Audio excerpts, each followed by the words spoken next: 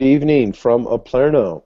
This is team meeting 37, and I'm Rob Skiff, and with us are Daniel Crompton and Dan Kirk.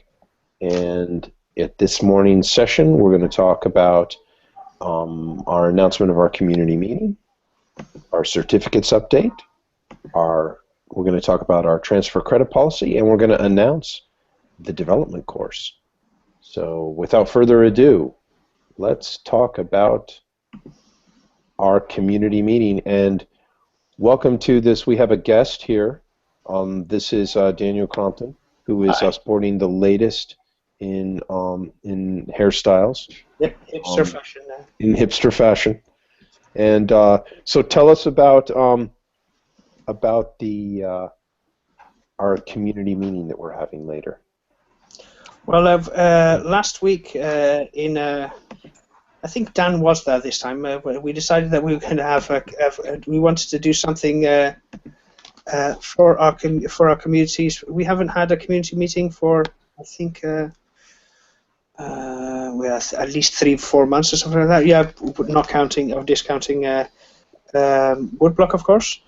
So we thought it would be nice if we got everybody together and talked, got all especially the faculty together, answered questions, and got everybody together. And we were thinking in December, and I think we still haven't fixed a date, but we'll get the date to you at the end of this video, hopefully. The community meeting, we're going to announce a bunch of different new programs that we have, new classes, and hopefully there'll also be a couple of surprises. So it'll be sort of our we'll call it our Hanukkah, Christmas, Buddha's birthday, winter solstice party. So we'll be sending out the exact information, like Daniel said, at the end of the meeting, but also in our December 1st update.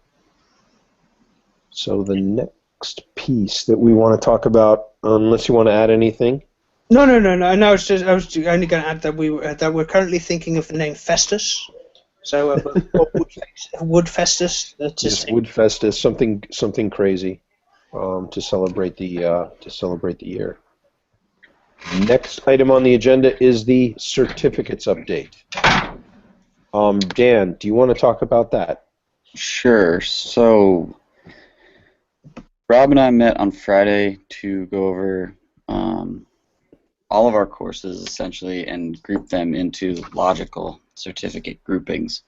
I've made a, collaborative open Google spreadsheet through an Aplerno account that we can and will send out to faculty members to both update you on what we saw as potential groupings, and also allow you to, if we missed something or you wanted to suggest a change or make a change, you can go ahead and do that. The three certificates are going to require at least 3 courses. Actually, no, we've decided 4 courses, and we're going to work with transfer opportunities to allow students to transfer in experience or coursework, either in traditional higher ed or perhaps Coursera or another platform where the learning is definitely legitimate, but there may not be credit. But we will work to give credit for that work. So right now the tentative requirement is 3 plus 1, 3 Aplerno classes plus 1 transfer, or you can do 4 Aplerno if you want. We have 3 groupings of courses for certificates that are, complete, kind of, even though they could be, a certificate could be pick 4 out of 10 classes. We've identified philosophy as one. We have 5 philosophy classes that fit in that are also currently complete and available for students, which is Art of Philosophy, Philosophy of Love, A Beginner's Philosophy, Intro to Philosophy, and Beyond Humanity, From Paradise to Robotic Singularity. So if you want to check those out on the marketplace, that's great. We also have a Teaching in the Digital Age / Digital Course Design certificate, which might actually interest a lot of our faculty members. So there's 3 courses there. Teaching Online for Educators, using technology to subvert hierarchy in the classroom and introduction to online learning for students. That third class is obviously geared towards students, but taking it as an instructor will also help you to understand both sides of the online learning experience. And we have a general science certificate with 3 courses available: Principles of Geology, Evolution for Everyone, and a Microbiology Microbes course. There's also a ton of classes, a ton of certificates that right now haven't reached a threshold in terms of the numbers of courses that are on the marketplace. The certificates that Dan listed just before are ones that can run right away because their courses are completed and they've been approved by Aplerno. As more people finish their course content, and we'll be writing this up and sending this out to you in December, but something to think about if you're tapped into the team meeting and you're listening to us, is that when you complete a class and it's listed under being under a certificate, well, of course, students have then that ability to choose that course to help, you know, create their program for and create their certificate that they can then earn after they've taken those 3 or 4 classes. And yeah, so we have 12 certificates total. Again, it's not going to be all that efficient to list them all to you, but they will be available at the latest with our December update. But we can post the link to the Google Doc in both Canvas groups and courses, as well as in the update to you. So just keep an eye out on Canvas for that, and perhaps we'll even shoot out a quick update email, but we're not sure about that yet.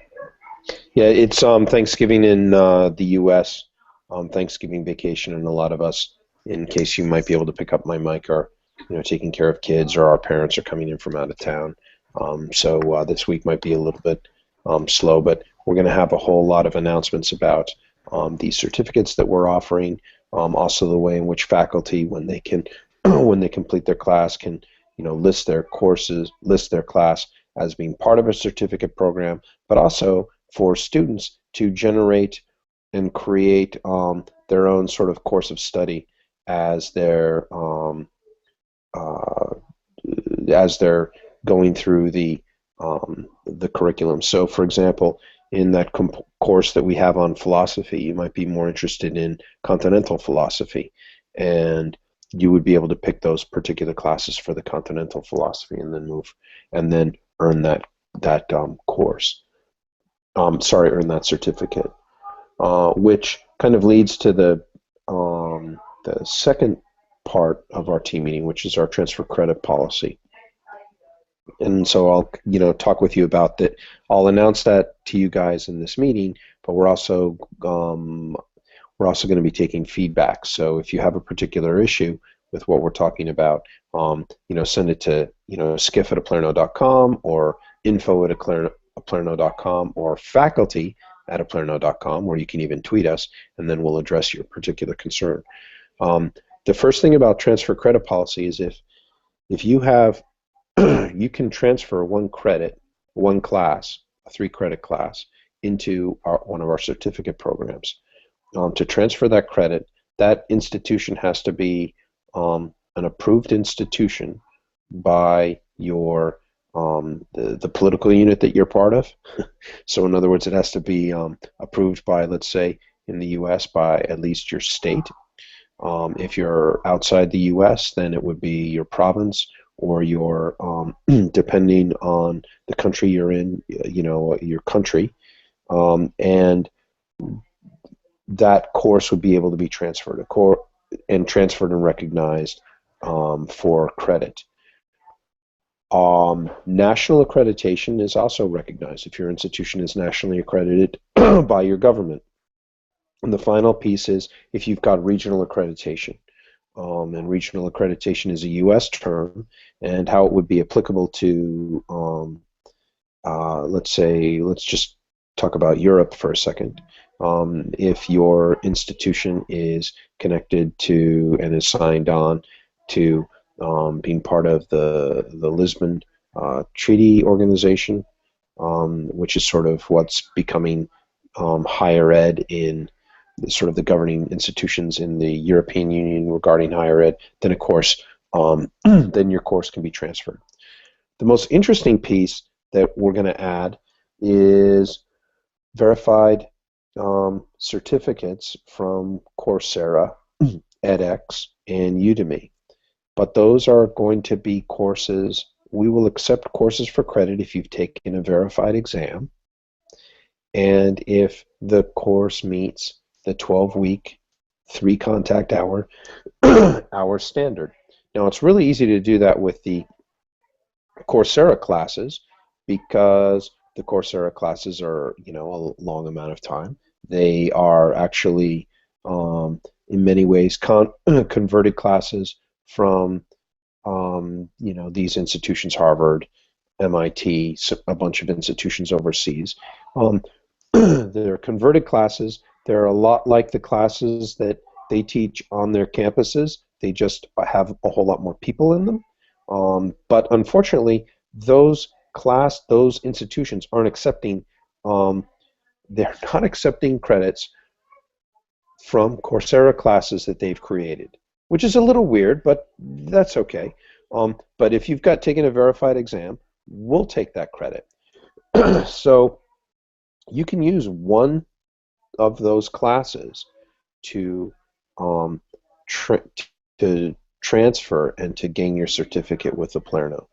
And I hope we'll be again making a big announcement in December and sending out a bunch of notices to people and really making a big deal of that, because we want more and more people to earn certificates. We want people to be able to get credit for their learning, and as long as you can verify that you are the actual person to take the class, we're going to accept the credit. Now, another piece is how old the credits are.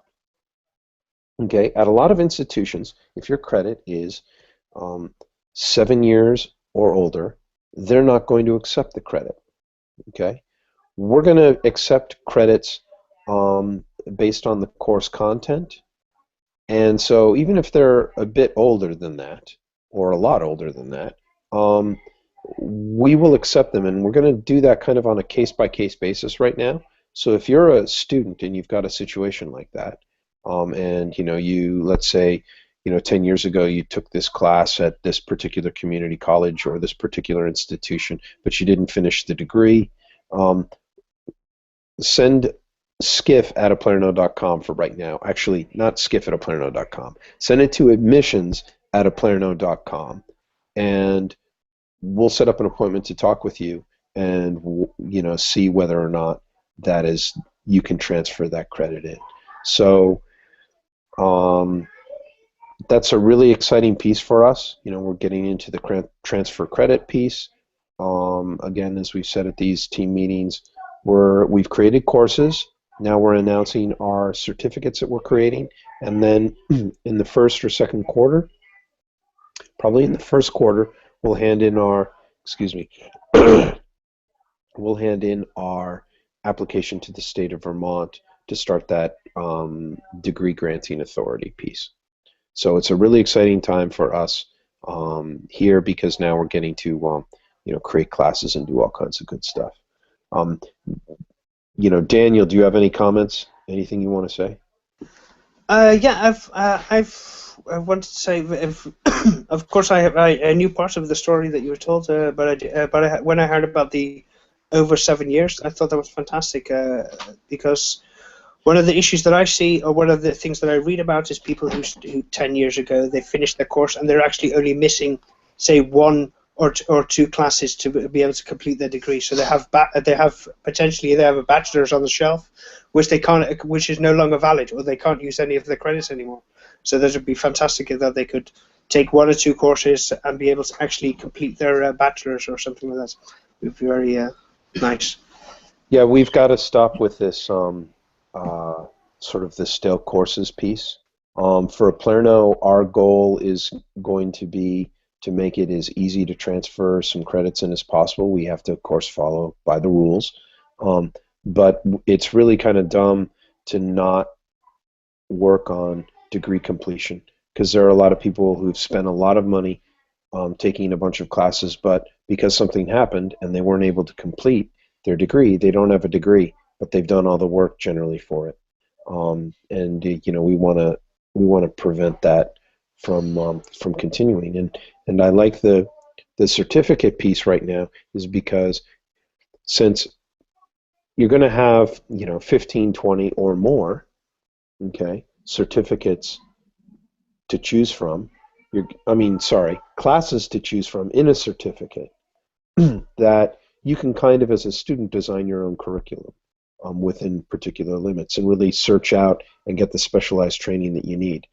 As we get, and of course, faculty can come up with new certificates and place particular classes and act a little bit as the gatekeeper for, okay, this is my certificate, this is our certificate, and this is this particular subject. But we don't want to. We're not going to, say exactly how that governance structure is going to work yet, because number one, it's incredibly complex, and number two, we want to see what faculty and what students want. I'd also be really interested in hearing from potential students and having them design certificates. Okay, so for example, hey, we want a certificate in pharmacokinetics, or we want a certificate. We're a bunch of pharmacists, and we want a bunch of things in genomics, a certificate in genomics. And here are classes in your catalog that we think would fit. Can we do that and make the process a whole lot quicker? Certificates sometimes at universities take 1 or 2 years to get created. Well, wouldn't it be great if we could create a certificate and get that approval process done in like 2 weeks? And I think that's a reasonable goal to have. So, if you're tuned into the team meeting and you're listening, you get the preview of what we're going to be announcing in December, and the excitement that's going to happen in starting in January. Okay, the final piece is for the open meeting. We have created, and I'm going to scare everyone in the team. The ongoing joke, oh my God, Rob's going to share his screen! Oh! Okay, 1 second. That was by instructor.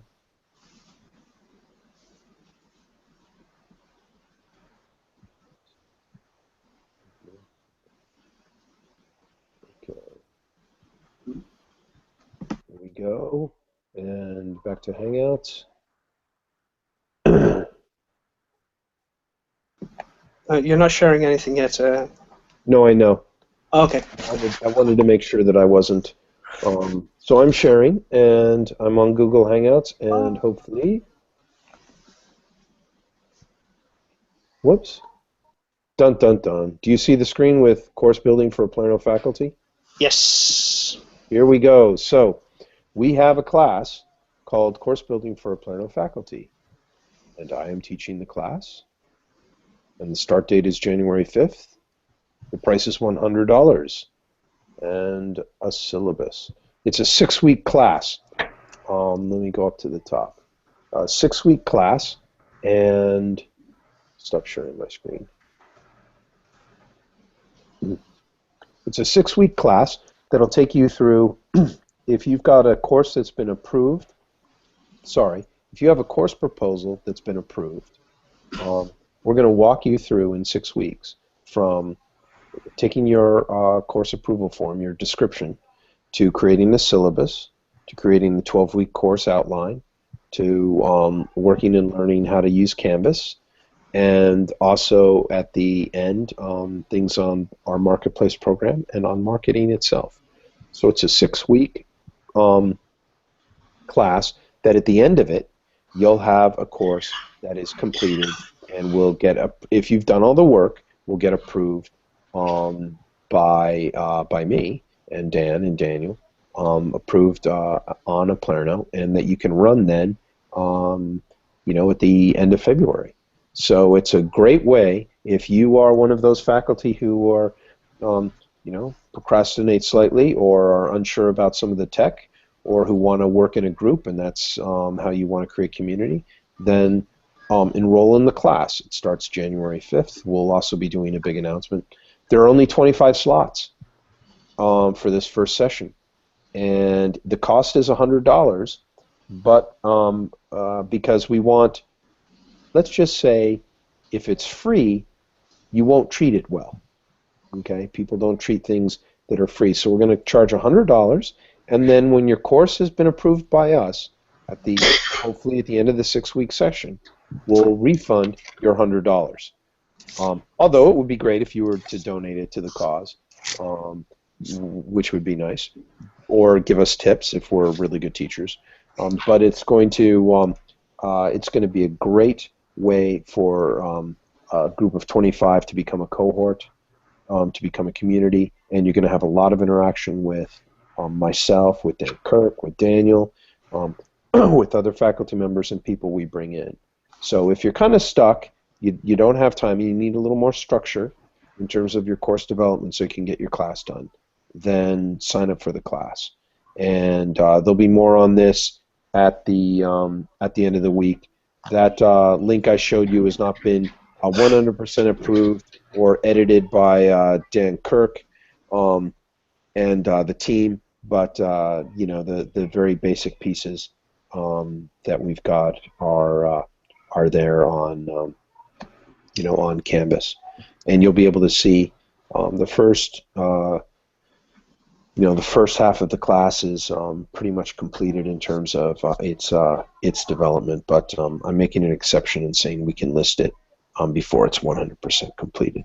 But that's this why. Is also, the first time, we're going to run this sort of as a trial pilot project on the refund thing and all that. And Yep. of course, we would never withhold approving your class. We all understand that your courses are complete if they're complete. Yeah, you guys know that what one of the 3 issues that we're facing is content creation, and we want more and more content, and so this is a way to really kick us up and develop more content. Interestingly enough, lots of online institutions run courses that are mandatory that faculty have to pay a whole lot more money for, so that they can learn the quote system. We're keeping the cost a lot lower, and this is going to be more highly interactive. And of course, you own all the content, all the intellectual property that you create. So look, if you want to be part of a really interesting and fun experiment / salon for 6 weeks starting January 5th, sign up for the class. Slots are limited. We can do 1 section in this first 6 weeks, and sign up for it. And then you'll get to see the 3 of us all the time. Yeah. I've recently, I think Dan posted recently to us all a video of one of his evaluations of one of the courses that an instructor gave, and he gives a really good rundown in what's missing, what's lacking, what they've done right. Really, really interesting, and so I really hope to see a very something similar in this course. That's what's in the teaching. Really interesting. And yeah. I learned a bit about how to correctly list my course on faculty on the Canvas as well. Yeah, it'll be largely, obviously instruction, video, sort of lectures, not itineraries, tutorials, showing rather than telling.